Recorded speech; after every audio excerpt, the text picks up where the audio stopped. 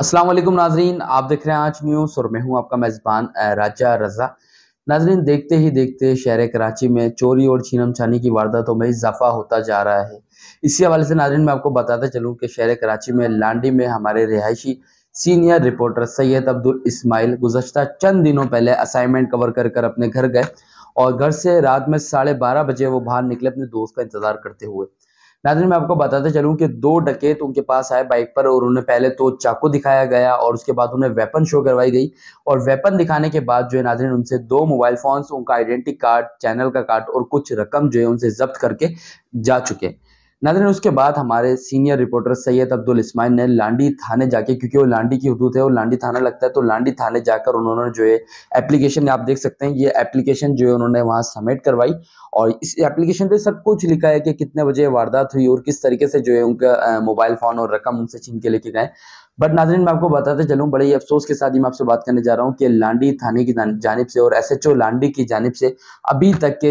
हालाँकि गुज़श्ता दिनों पहले का वह वाक़या और अभी कुछ दिन हो चुके हैं, बट अभी तक के लांडी थाने से एसएचओ लांडी की जानिब से हमारे सीनियर रिपोर्टर से कोई राब्ता नहीं हो पाया और ना इस वाक़ये पर कोई कार्रवाई होती हुई नज़र आई। तो नाज़रीन मैं आपको बताते चलूँ कि इस शहर में शहरियों के साथ-साथ अब सहाफ़ी भी महफ़ूज़ नहीं है। हालाँकि आप सब जानते हैं कि एक सहाफ़ी के मोबाइल में कितना कीमती और कितना अहम तरीन डेटा मौजूद होता है।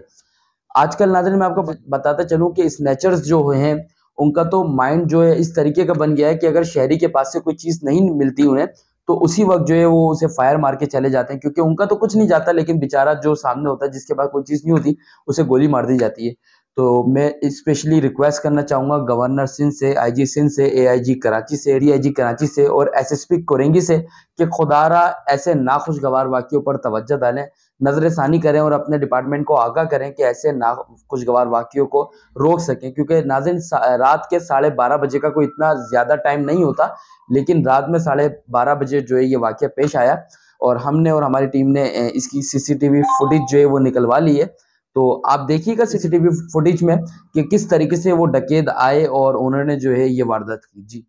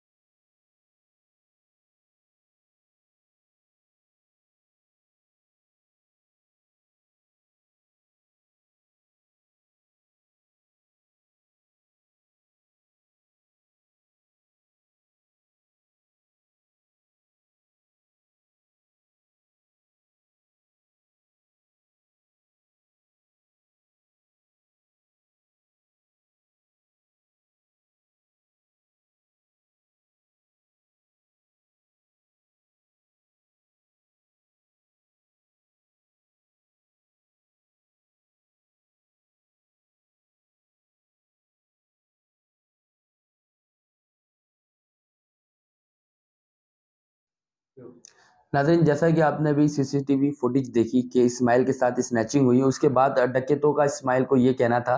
कि तुम पीछे हट जाओ और पीछे जाओ वरना हम तुम्हें गोली मार देंगे। तो इस वजह से इस्माइल को जो है वो दोबारा अपने घर के पास जाना पड़ा। लेकिन नाज़रीन मैं आपको बताते चलूँ कि